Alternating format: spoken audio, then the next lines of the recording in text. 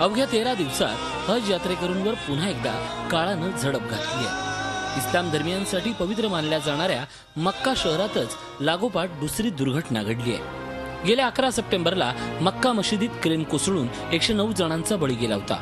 तर मक्केजवळच्या मीना भागात सैतानाला दगड मारण्याची प्रथा सुरू असताना चेंगराचेंगरी होऊन गुरुवारी शेकडो भाविकांचा मृत्यू झालाय। यापूर्वी देखील हजच्या यात्रेत अशाच प्रकारच्या भीषण दुर्घटना घडल्या आहेत।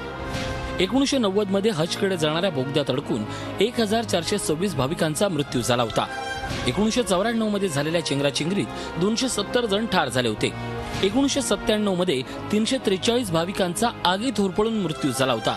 तर 2006 मध्ये झालेल्या चेंगराचेंगरीत 364 भाविक ठार झाले होते।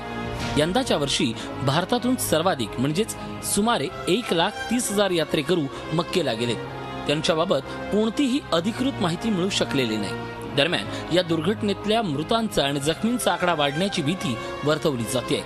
Bureau report, Zee media, Mumbai. Zee 24 तास रहा एक पाऊल पुढे।